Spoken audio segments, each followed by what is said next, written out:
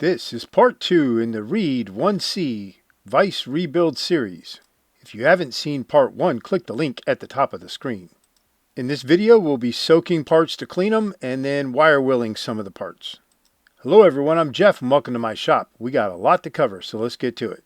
So somehow I managed to lose the footage of me placing the parts in the simple green and then adding the simple green.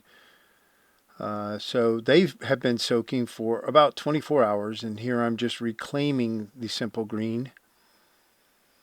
And after we've reclaimed that simple green, we're going to rinse all of those parts off and wire brush them by hand as we rinse them. I'm using a strainer as I reclaim the simple green.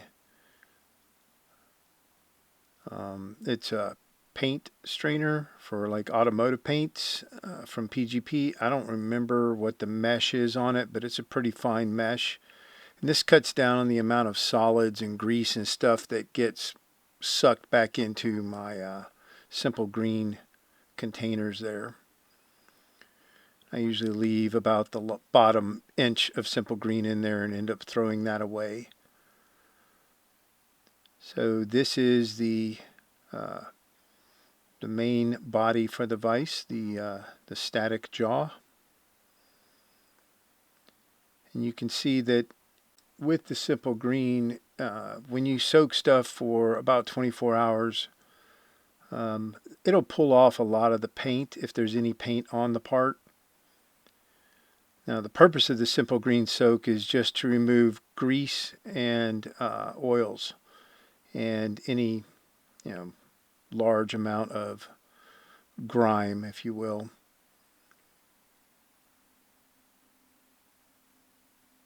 So it is a degreaser, and that's the primary use of it, especially if you're going to be painting parts.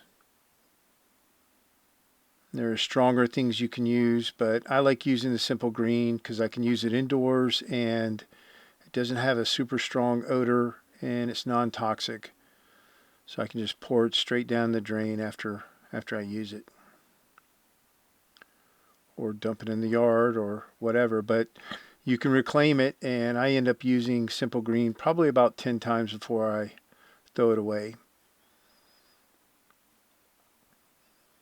And I get my simple green from Home Depot in those 2.5 gallon jugs. I think they're about 22 bucks a jug. So I usually buy 6 to 10 of them at a time and then use them about 10 times each and then rotate them out. And with a vise, anything, unless you're trying to preserve the paint, anything that's on that vise most of the time you can soak in simple green. So I soaked all the steel, all the cast iron, and even those brass jaws that we're going to replace. So this is citric acid, and I use 1 scoop per gallon roughly. Those scoops are like tablespoon scoops, I think. We just add the water and then drop the parts in there. Now the citric acid will give off a rotten egg odor as it works. So you want to do that outdoors. And I let that stuff sit for 24 hours as well. Here we are 24 hours later, and we're just rinsing all these parts off. So after the citric acid has been used, I don't bother with reclaiming it. I just dump it in my yard. It's non-toxic. It's a food grade citric acid, so it's completely safe. And you will notice that some of the parts, especially the steel parts, will have kind of a darker hue to them, almost a black. But there won't be any rust left on them. That's the purpose of the citric acid, is to remove rust. And we're just rinsing all these parts off. And then we'll move over to the table and dry them by towel and compressed air. So it should be said that if you are working on something other than a vise, because you won't have any aluminum or Xamic parts with a vise most of the time. But if you do, you don't want to put aluminum or Xamic in the citric acid. But steel, cast iron, no problems at all. Also, if you have anything that has any printed graphics on it, you don't ever want to put that in the simple green or the citric acid. You'll end up with a shiny piece of metal with nothing on it. So we're just towel drying all these parts and using some compressed air.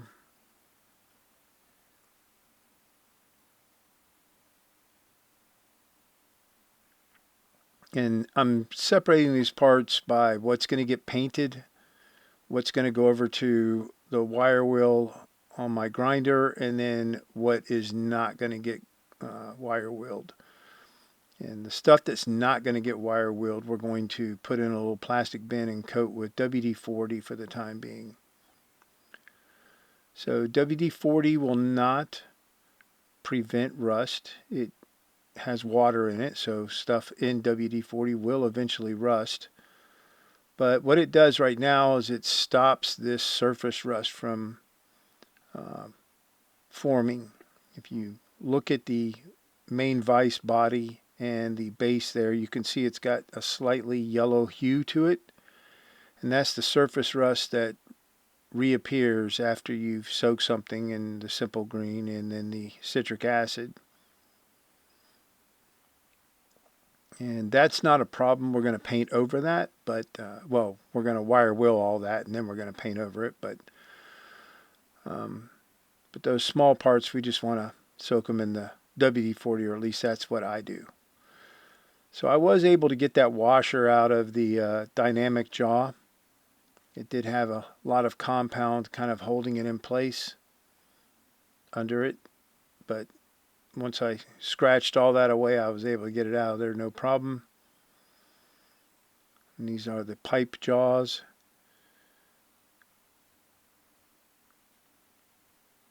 And we're just going to clean this stuff up with this wire wheel as best we can here.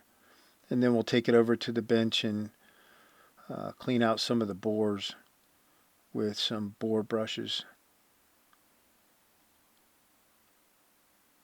This is the main nut, or the spindle nut.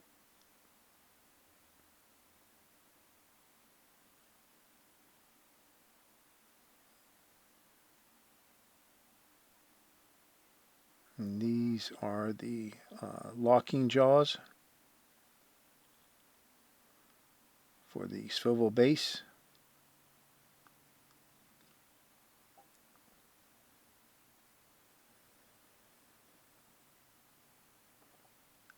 And I didn't see any reason to cut the handle on this vise. And these are the swivel locks. On the 4C, we cut the one end ball off of the vise handle and then put a thread adapter on the inside of it and reattached it. And you really can't tell that it's been cut off. But on this one, I didn't see a reason to do it. If we wanted to put the spindle, that long screw there, inside the metal lathe and polish the end of the spindle, the hockey puck side, we could have done that, but we would have had to remove the handle to do that, because that handle sticks out further than the sweep on my metal lathe. But like I said, I didn't see a reason really to do it. We can clean it up pretty decently here. So we're not going to cut that handle.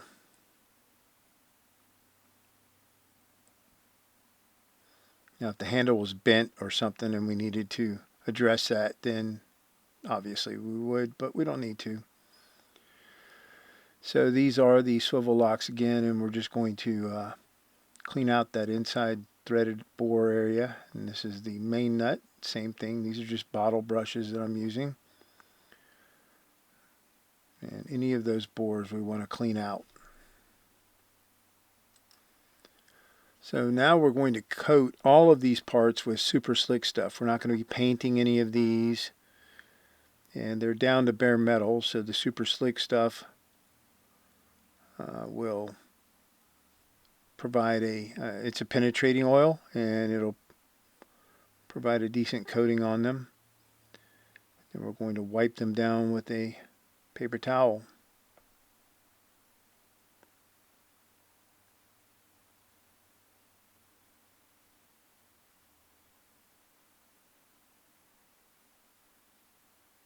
But all these parts cleaned up with no issues.